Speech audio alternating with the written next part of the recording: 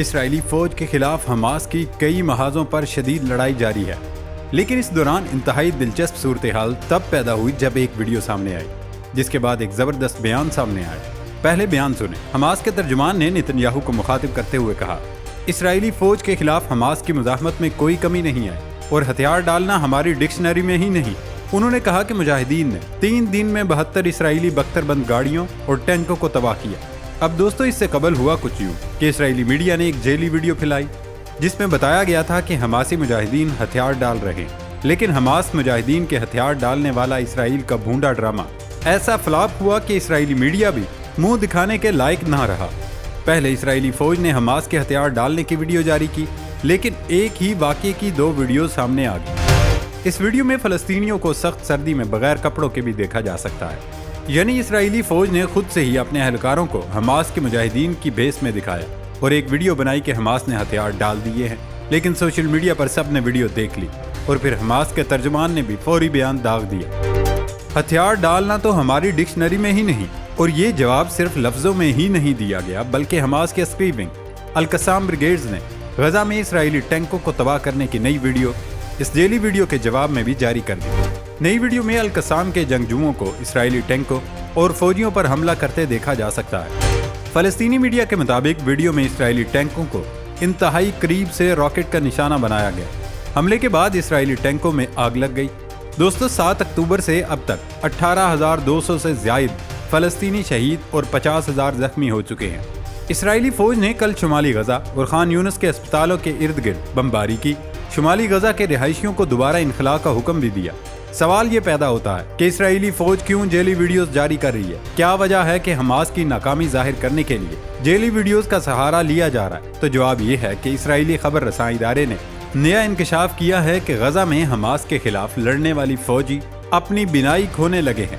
خبر رساں ادارے KAN نیوز نے اپنی ایک رپورٹ میں بتایا کہ غزہ میں حماس کے خلاف لڑنے والے سینکڑوں اسرائیلی فوجیوں کو آنکھوں کی شدید چوٹیں آئی ہیں، جن میں سے کچھ 1 یا دونوں آنکھوں کی بینائی سے بھی محروم ہو چکے ہیں۔ نیوز رپورٹ کے مطابق آنکھوں کی یہ زیادہ تر چوٹیں جنگ کے دوران ضرورت کے مطابق حفاظتی پوشاک یعنی آنکھوں کی حفاظت کا سامان نہ پہننے کی وجہ سے آئی ہیں۔ رپورٹ میں مزید کہا گیا، اسرائیلی فوجیوں کی آنکھیں گولیوں کے ٹکڑوں، چھینٹے اور بندوق کی ریکوائل کے قریب منہ ہونے کی وجہ سے زیادہ متاثر ہوئی ہیں، جبکہ کچھ فوجیوں کو حماس کے جنگجوؤں نے ان کو براہ راست نشانہ بھی بنایا۔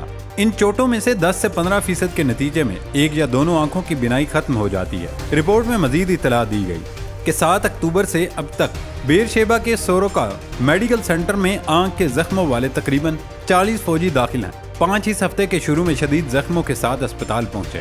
پچھلے 24 گھنٹوں میں مبینہ طور پر 5 میں سے 2 کی سرجری ہوئی۔ پچھلے مہینے یروشلم پوسٹ نے رپورٹ کیا کہ سوروکا کے ماہرین امراض چشم نے ہر وقت حفاظتی چشمے پہننے کی ضرورت کے بارے میں فوج کے شعور کو بڑھانے کے لیے ایک مختصر ویڈیو تیار کی تھی۔ اسرائیلی فوج نے نیوز رپورٹ کا جواب دیتے ہوئے وضاحت کی کہ فوج کے پاس آنکھوں کی حفاظت کرنے والے آلات کی کمی نہیں، لیکن زیادہ دیر تک مقابلہ کرنے کی وجہ سے یہ سب ہوا۔ بیان میں کہا گیا کہ IDF ایسے واقعات کو ختم کرنے کے لیے کام کر رہا ہے جن میں فوجی جنہیں حفاظتی چشمے پہننے کی ضرورت ہوتی ہے وہ باقاعدگی سے ایسا نہیں کرتے۔ ناظرین، صرف آنکھیں ہی نہیں بلکہ اسرائیل کو غزہ میں جنگ بہت مہنگی پڑ گئی۔ اسرائیل کا بجٹ خسارہ نومبر میں بڑھ کر $4.5 بلین تک پہنچ گیا۔ اسرائیل نے نومبر میں $4.5 بلین کا بجٹ خسارہ ریکارڈ کیا ہے۔ اسرائیلی وزارت خزانہ کا کہنا ہے کہ بجٹ خسارہ اخراجات میں اضافے کی وجہ غزہ میں جاری لڑائی کے لیے مالی اعانت کی فراہمی ہے۔ اسرائیلی وزارت خزانہ نے بتایا کہ خسارہ گزشتہ 12 ماہ میں بڑھ کر نومبر میں 3.4% ہو گیا، جو اکتوبر میں 2.6% تھا۔ 2023 کا خسارہ مجموعی گھریلو پیداوار کے تقریباً 4% تک ہونے کی توقع ہے۔ وزارت نے کہا کہ گزشتہ ماہ محصولات میں 15.6% کمی ہوئی، جس کی ایک وجہ 7 اکتوبر کو شروع ہونے والی جنگ کے نتیجے میں ٹیکس وصولی میں التوا ہونا ہے۔ اکتوبر میں اسرائیل کا خسارہ 22.9 بلین شیکل تک پہنچ گیا تھا۔ بجٹ میں خسارے کا مطلب ہے کہ اسرائیل کی معیشت تباہ ہو رہی ہے اور کوئی بھی ٹیکس نہیں دے رہا، کیونکہ نتن یاہو اس وقت صرف جنگ کی سوچ رہا ہے اور اسے ملک کے بارے میں ذرا برابر بھی علم نہیں کہ کیا ہو رہا ہے۔ دوستو، نتن یاہو نے اب ایک خفیہ فورس بھی تیار کر لی۔ جنگ کے بعد غزہ پر بات چیت کے لیے خفیہ ٹیم تشکیل دی ہے۔ اسرائیلی چینل 13 کی رپورٹ کے مطابق وزیر اعظم نتن یاہو نے غزہ کے لیے جنگ کے بعد کے منصوبوں پر بات کرنے کے لیے دفاعی ادارے سے ایک خفیہ ٹیم تشکیل دی ہے۔ اس ڈر سے کہ کہیں اسرائیل مکمل صفحہ ہستی سے نہ مٹ جائے۔ قومی سلامتی کے مشیر زاچی منیگبی اور اسٹریٹجک امور کے وزیر رومن ڈرمر کی قیادت میں ٹیم نے 4 بار ملاقات کی ہے اور توقع ہے کہ اس ہفتے دوبارہ ملاقات۔ اس میں اسرائیلی فوج، موساد اور شن بیٹ کے نمائندے بھی شامل ہیں۔ ایک سینئر اہلکار نے چینل 13 کو بتایا امریکہ میں اسرائیل کے سفیر مائک ہرزوگ بھی ملاقاتوں میں رہے اور امریکہ بھی ان کی بات چیت سے آگاہ ہے۔ نیتن یاہو پہلے کہہ چکے ہیں کہ اسرائیل غزہ میں کھلے عام سیکیورٹی کی موجودگی برقرار رکھے گا۔ بائیڈن انتظامیہ اسرائیل کے اپنے دفاع کے حق کی حمایت کرتی رہی ہے۔ یہ ٹیم اس لیے تشکیل دی گئی کہ اسرائیل پر دنیا بھر سے دباؤ بڑھ رہا ہے۔ غزہ میں جاری اسرائیل کی کارروائیاں اور فلسطینیوں کی نسل کشی رکوانے کے لیے جرمنی اور فرانس سمیت دیگر ممالک سامنے آ گئے۔ جرمنی اور فرانس سمیت دیگر ملکوں نے اسرائیل پر جنگ بندی کے لیے دباؤ بڑھا دیا، تاہم اسرائیل نے جنگ بندی کا مطالبہ مسترد کر دیا ہے۔ مختلف ممالک کی جانب سے جنگ بندی کے مطالبے پر اسرائیلی وزیر اعظم نیتن یاہو کا کہنا تھا کہ جرمنی اور فرانس سمیت دیگر ممالک حماس کے خاتمے کی اسرائیلی حمایت کر کے جنگ بندی کا مطالبہ نہیں کر سکتے۔ نیتن یاہو نے اپنے بیان میں غزہ میں معصوم فلسطینیوں کی نسل کشی جاری رکھنے اور غزہ پر حملوں کے لیے اسلحہ دینے پر امریکہ کا شکریہ بھی ادا کیا۔ امریکہ کا شکریہ کیوں ادا کیا؟ کیونکہ امریکہ ہر سال اسرائیل کو 3 ارب 80 کروڑ ڈالرز کی فوجی امداد دیتا ہے۔ یہ امداد 2016 میں باراک اوباما کی صدارت میں اسرائیل کو 10 سال کے لیے 38 ارب ڈالرز کا اسلحہ دینے کے معاہدے کا تسلسل ہے۔ اس سال کے نصف امداد اسرائیل نے اپنے میزائل ڈیفنس سسٹم پر لگائی۔ ادھر غزہ میں اسرائیلی مظالم کے خلاف دنیا بھر میں مظاہرے جاری ہیں۔ سویڈن میں فلسطینیوں سے اظہار یکجہتی کے لیے لوگ سڑکوں پر آ گئے۔ دہشت گرد اسرائیل، دہشت گرد نیتن یاہو اور فلسطین آزاد کرو کے نعرے لگائے گئے۔ جاپان میں فلسطینیوں سے اظہار یکجہتی کرتے ہوئے مظاہرین نے غزہ میں امن کا مطالبہ کیا، جبکہ اسپین میں بھی سینکڑوں افراد نے فلسطین میں قیام امن کے لیے احتجاجی مظاہرہ کیا۔ مراکش میں لوگوں کی بڑی تعداد میں فلسطینیوں کی نسل کشی روکنے اور اسرائیل کی تمام امداد بند کرنے کا مطالبہ کیا، جبکہ تیونس میں بھی مظاہرین نے غزہ میں جنگ بندی اور امن قائم کرنے کا مطالبہ کیا۔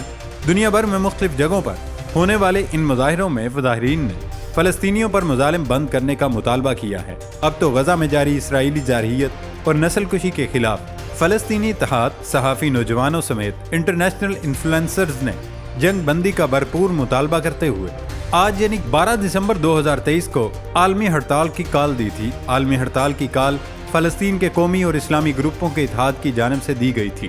ہڑتال کا مقصد ایک روز کے لیے دنیا کا ہر کام چھوڑ کر عالمی طاقتوں کو جنگ بندی پر مجبور کرنا ہے۔ فلسطین کے قومی اور اسلامی گروپوں کے اتحاد کی جانب سے جاری بیان میں کہا گیا کہ ہم توقع کرتے ہیں کہ پوری دنیا اس ہڑتال میں شامل ہوگی۔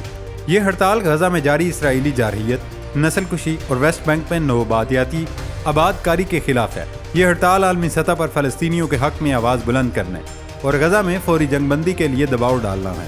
ہڑتال میں نقل و حمل، ہوا بازی، تجارت، بینک، بندرگاہیں اور یہاں تک کہ اسکول اور یونیورسٹیاں بھی بند ہوں گی۔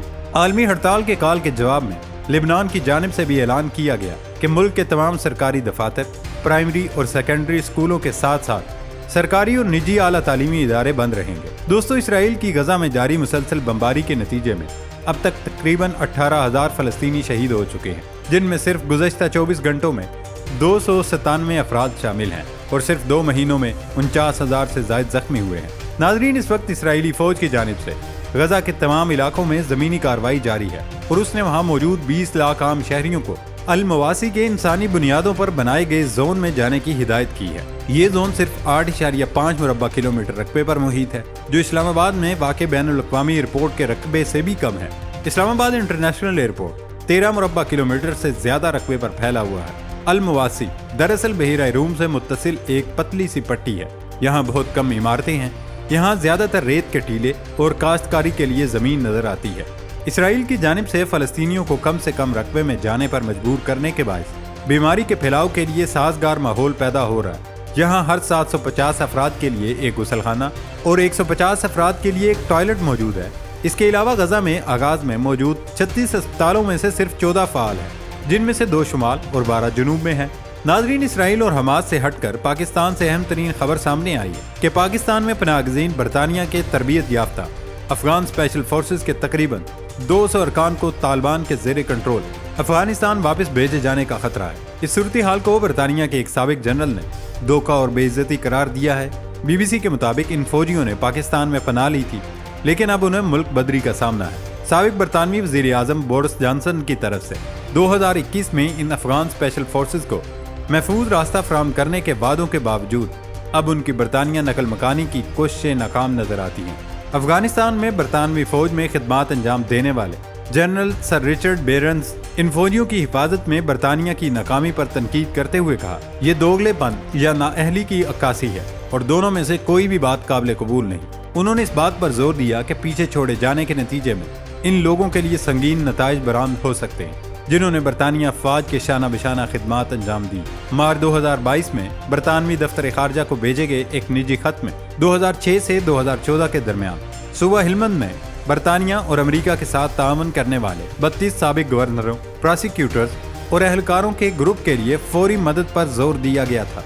ये खबर पाकिस्तान के हवाले से अहम इसलिए है कि ये 200 के करीब स्पेशल फोर्स के एहलकार किसी भी वक्त पाकिस्तान में बगावत का ऐलान कर सकते हैं, क्योंकि ये एक तवील अरसे से पाकिस्तान में मौजूद है और उन्होंने पाकिस्तान की हर चीज करीब से देख ली है। अब प्रोपेगेंडा ये भी किया जा रहा है कि ये फौजी बरतानिया ने खुद यहाँ पर इंस्टॉल किए और पाकिस्तान को धोखे में रखा, अब उनसे काम लिया जा सकता है। अगर पाकिस्तान ने इन खुफिया एहलकारों के खिलाफ कार्रवाई नहीं की और उन्हें वापस नहीं भेजा तो किसी भी वक्त कुछ भी हो सकता है। दोस्तों, अगली खबर कम से कम मुसलमानों के लिए खुशकुन है कि इस्लामोफोबिया के खिलाफ पाकिस्तान की आलमी सतह पर कोशिशें असर दिखाने लगी हैं, जिसके पेश नज़र डेनमार्क की पार्लियामेंट ने कुरान पाक की बेहुरमती गैर कानूनी करार दे दी है। डेनमार्क की पार्लियामान ने सजा का कानून मंजूर करते हुए कहा कि कुरान पाक की बेहुरमती करने वाले को 2 साल तक कैद, जुर्माना या दोनों सजाएं होगी और उम्मीद जाहिर की जा रही है कि जल्द ऐसे कवानीन दुनिया भर में नाफिज होंगे। अल्लाह करे कि दुनिया भर में किसी भी मुकद्दस किताब की बेहुरमती को इसी तरह गैर कानूनी करार देकर सजाएं दी जाएं ताकि कोई भी बदबख्त ऐसी जुर्रत न कर सके। आमीन।